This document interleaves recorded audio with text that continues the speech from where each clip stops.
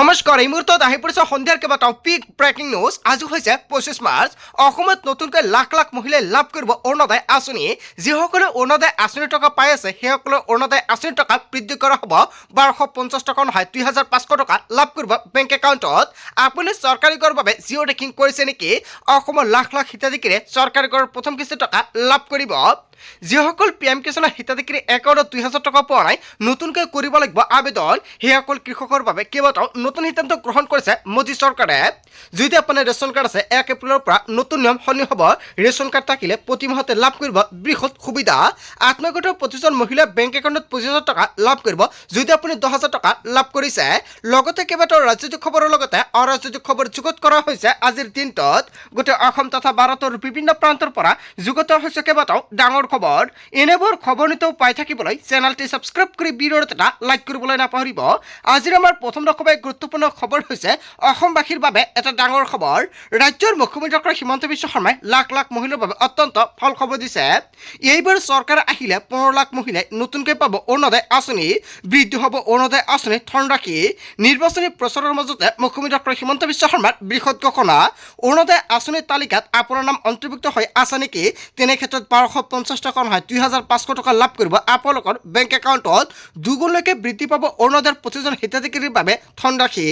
লগতে যিসকল মহিলাসকলে অৰুণোদয় আঁচনিৰ টকা নাপায়, যোগ্য হোৱাৰ পৰিৱৰ্তেও বঞ্চিত হৈছে, সেইসকল মহিলাক নতুনকৈ অৰুণোদয় আঁচনি বিতৰণ কৰিব। ৰাজ্যৰ মুখ্যমন্ত্ৰী ডক্টৰ হিমন্ত বিশ্ব শৰ্মাই অৰুণোদয় নোপোৱা প্ৰতিজন মহিলাৰ বাবে ভাল খবৰ দিছে। আপোনাৰ গাঁও বা অঞ্চলত কোনোৱে অৰুণোদয় আঁচনিৰ টকা নাপায় নেকি? তেন্তে আপোনাৰ বাবে সোণালী সুযোগ।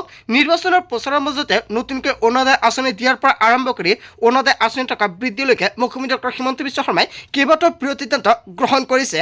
অতি শীঘ্ৰে আপোনাৰ সংগ্ৰহ কৰিব লাগিব কেইবাখন নথিপত্ৰ। আবেদন কৰাৰ সময়ত কি কি নথিপত্ৰ লাগিব নিৰ্বাচন জয় হ'লে নিশ্চয় মুখ্যমন্ত্ৰী ডক্টৰ হিমন্ত বিশ্ব শৰ্মাই সম্পূৰ্ণকৈ উল্লেখ কৰিব। তাৰ পিছত অসমবাসী ৰাজক জনাই আমাৰ পৰৱৰ্তী খুবেই গুৰুত্বপূৰ্ণ খবৰ। লগতে এটা ডাঙৰ খবৰ, দেশত ৰন্ধন গেছ বুকিং লৈ জাৰি হ'ল নতুন নিয়ম। আপোনাৰ ঘৰত ৰন্ধন গেছ আছে নেকি? তেনে ক্ষেত্ৰত আপুনি যথামতে এতিয়া ৰন্ধন গেছ বুকিং কৰিব নোৱাৰিব। ৰন্ধন গেছ বুকিঙৰ নতুন নিয়ম বান্ধি দিয়া হৈছে। 7টা নতুন নিয়ম সলনি হৈছে। যদি আপোনাৰ ঘৰত ৰন্ধন গেছ আছে তেনে ক্ষেত্ৰত আজিৰ ভিডিঅ'টো সম্পূৰ্ণকৈ চাওক আৰু আজিৰ ভিডিঅ'ত যিমান পাৰে সকলোৱে শ্বেয়াৰ কৰি দিব, কিয়নো সকলোৱে জানিব লাগিব। ৰন্ধন গেছ চিলিণ্ডাৰৰ নাটনিৰ মাজতে বৃহৎ নিৰ্দেশনা জাৰি কৰিছে। কি কি প্ৰক্ৰিয়াৰ জৰিয়তে আপুনি বুকিং কৰিব পাৰিব গেছ চিলিণ্ডাৰ। এতিয়াৰ পৰা গেছ চিলিণ্ডাৰ বুকিঙৰ বাবে ৰ'ব লাগিব 35 দিন। হয়, এটা ডাঙৰ খবৰ আহি পৰিছে। এটা বুকিঙৰ পৰা আনটো বুকিংলৈ 35 দিন হ'ব লাগিব। প্ৰধানমন্ত্ৰী উজ্জ্বলা আঁচনিৰ হিতাধিকাৰীয়ে ৰ'ব লাগিব 45 দিন। 5 কেজিৰ ঘৰুৱা LPG চিলিণ্ডাৰ বুকিঙৰ বাবে ৰ'ব লাগিব 9 দিন। দেশত ৰন্ধন গেছ বুকিং লৈ জাৰি হ'ল নতুন নিয়ম। এতিয়া আপুনি যথামতে ৰন্ধন গেছ আপুনি বুকিং কৰিব নোৱাৰিব। ৰন্ধন গেছৰ বাবে কেইবাটাও নতুন নিয়ম বান্ধি দিয়া হৈছে। ৰন্ধন গেছক লৈ যিটো নতুন নিয়ম বান্ধি দিয়া হৈছে, বুকিঙৰ ক্ষেত্ৰত জনতাই কি ক'ব? যদি জনতাৰ কিবা মন্তব্য কৰিব লগা থাকে আপোনালোকৰ মন্তব্য নিশ্চয় কমেণ্ট কৰি জনাই দিব। ৰন্ধন গেছ চিলিণ্ডাৰৰ নাটনিৰ মাজতে এটা ডাঙৰ সিদ্ধান্ত গ্ৰহণ কৰিছে। তাৰ পিছত অসমবাসী ৰাজক জনাই আমাৰ পৰৱৰ্তী খুবেই গুৰুত্বপূৰ্ণ খবৰ। লগতে এটা ডাঙৰ খবৰ, হত্যা হোৱা নাছিল জুবেন গাৰ্গৰ। ছিংগাপুৰৰ কৰ্নাৰ্ছ কোৰ্টে প্ৰদান কৰিলে চূড়ান্ত ৰায়দান। দুৰ্ঘটনাবশতঃ পানীত ডুবি মৃত্যু হৈছিল জুবেন গাৰ্গৰ। এটা বিগ ব্ৰেকিং নিউজ আহি পৰিছে। কৰ্নাৰ্ছৰ কোৰ্টে নস্যাৎ কৰিলে হত্যাৰ অভিযোগ। ন্যায়াধীশ আদাম নাখুদা বিচাৰপীঠে এই গুৰুত্বপূৰ্ণ ৰায়দান প্ৰদান কৰিছে। ছিংগাপুৰৰ আৰক্ষীৰ তদন্তৰ সৈতে এনেকুৱাকৈ সহমত বিচাৰপীঠৰ। কেইবাটাও শুনানিৰ অন্তত কৰ্নাৰ্ছ আদালতে চূড়ান্ত ৰায়দান প্ৰদান কৰিছে। পানীত ডুব গৈ মৃত্যু হৈছিল জুবেন গাৰ্গৰ। হয়, এটা ডাঙৰ খবৰ আহি পৰিছে। আচলতে ছিংগাপুৰ কোৰ্টে যিটো ৰায় প্ৰদান কৰিছে, জনতাই কি ক'ব? যদি জনতাৰ কিবা মন্তব্য কৰিব লগা থাকে আপোনালোকৰ মন্তব্যটো নিশ্চয় কমেণ্ট বক্সত জনাই দিব। তাৰ পিছত অসমবাসী ৰাজক জনাই আমাৰ পৰৱৰ্তী খুবেই গুৰুত্বপূৰ্ণ খবৰ। লগতে এটা ডাঙৰ খবৰ, যুদ্ধ আৰম্ভ নহওঁতে গৌৰৱ গগৈৰ বিৰতি ল'বলৈ ধৰিছে। কংগ্ৰেছৰ অৱস্থা একেবাৰেই বেয়া। যুদ্ধলৈ ভয় কৰিছে কংগ্ৰেছে। মানুহৰ এতিয়া কেৱল কামৰ লগতে মতলব। যুদ্ধক্ষেত্ৰৰ পৰা ছত্ৰভংগ দিছে কংগ্ৰেছে। অসমৰ পৰৱৰ্তী মুখ্যমন্ত্ৰী হিমন্ত বিশ্ব শৰ্মাই হ'ব, এনেকুৱাকৈ বৃহৎ মন্তব্য কৰিছে ভূপেন বৰাই। অহা 5 বছৰ 4 গুণ অধিক কাম হ'ব। বিপুৰীয়াত মোৰ জয় নিশ্চিত বুলি মন্তব্য কৰিছে ভূপেন বৰাই। নিৰ্বাচনী প্ৰচাৰ চলাই মন্তব্য কৰিছে বিজেপিৰ প্ৰাৰ্থী ভূপেন বৰা।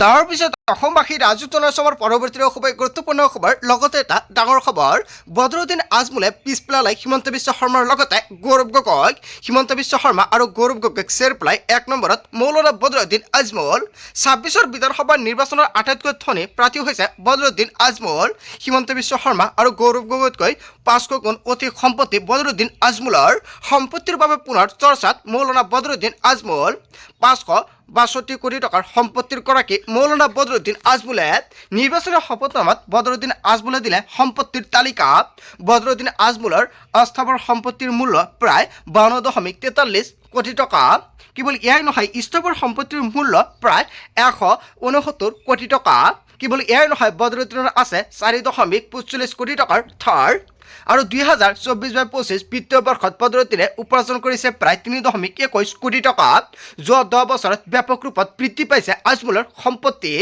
বিভিন্ন শিতানত আজমলৰ বিনিয়োগ 200 কোটি টকা আজমলৰ হাতত আছে 11,32,231 টকা বদৰুদ্দিন আজমলৰ বেংকত জমা আছে 9.73 কোটি টকা আৰু শ্বেয়াৰ মাৰ্কেটত বিনিয়োগ কৰিছে প্ৰায় 10.9 কোটি টকা বদৰুদ্দিন আজমলৰ অলংকাৰৰ দাম হৈছে 52.32 কোটি টকা পত্নীৰ ৰিজন বদৰুদ্দিন আজমলৰ নামত বেংক একাউণ্টত জমা আছে প্ৰায় 4.39 লাখ টকা আৰু শ্বেয়াৰ মাৰ্কেটত পত্নী ৰিজন বদৰুদ্দিন আজমলৰ বিনিয়োগ প্ৰায় 10.7 লাখ টকা বদৰুদ্দিন আজমলৰ অন্যান্য অস্থাৱৰ সম্পত্তি 29.8 কোটি টকা বদৰুদ্দিন আজমলৰ গাড়ীৰ দাম হৈছে 1.57 কোটি টকা পত্নী ৰিজন বদৰুদ্দিন আজমলৰ গাড়ীৰ দাম হৈছে 60 লাখ টকা পত্নী ৰিজন বদৰুদ্দিন আজমলৰ অলংকাৰৰ দাম হৈছে 30.82 লাখ টকা বদৰুদ্দিন আজমলৰ কৃষিভূমিৰ দাম হৈছে 111.63 কোটি টকা হয় আপোনালোকে নিশ্চয় সম্পূৰ্ণকৈ জানিলে ইয়াৰ বিষয়ে জনতাই কি ক'ব যদি জনতাৰ কিবা মন্তব্য কৰিব লগা থাকে আপোনালোকৰ মন্তব্যটো নিশ্চয় কমেণ্ট বক্সত জনাই দিব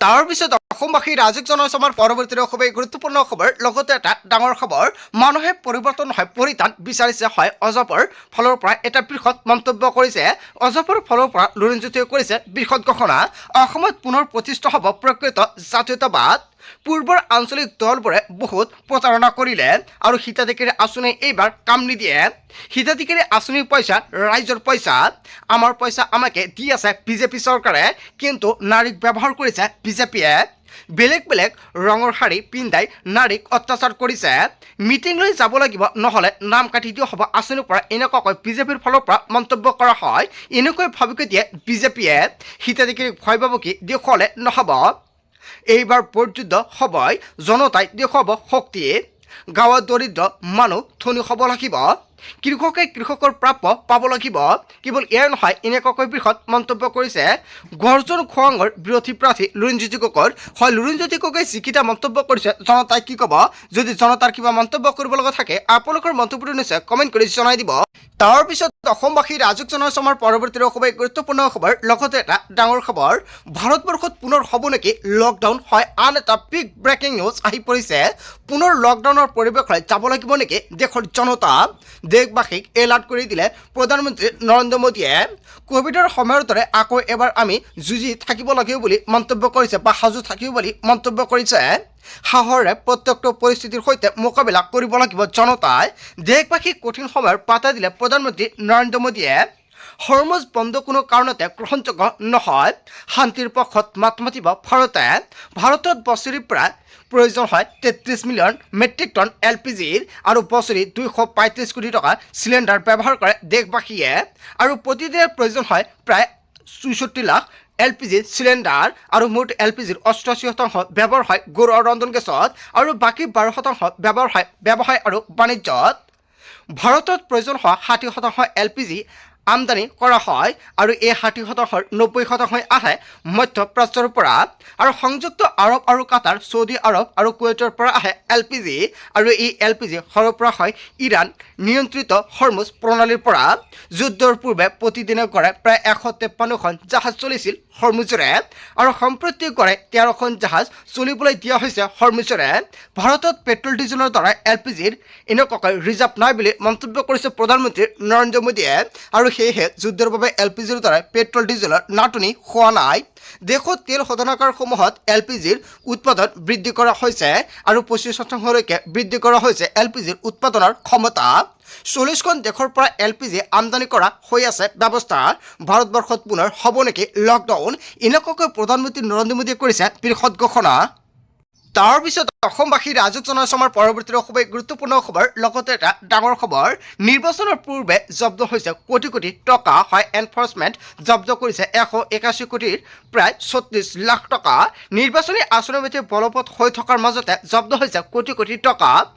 নগদ 181 কোটি টকা সহ জব্দ হৈছে সুৰা আৰু মূল্যৱান ধাতু। ধনৰ লগতে জব্দ হৈছে অবৈধ সুৰা আৰু বহু নিচাযুক্ত দ্ৰব্য। পশ্চিমবংগত নিৰ্বাচনৰ পূৰ্বে জব্দ হৈছে কোটি কোটি টকা। নিৰ্বাচনৰ পূৰ্বে জব্দ হৈছে কোটি কোটি ধনৰাশি।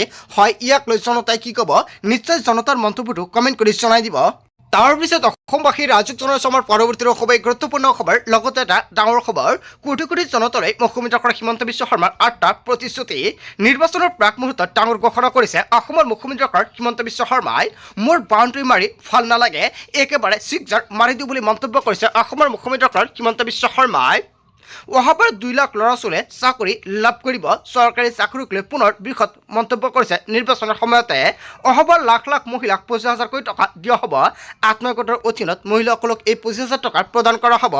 এইবাৰ দালি চেনি নিমখৰ লগতে মিঠাতেল সম্পূৰ্ণকৈ ফ্ৰী দিয়া হ'ব।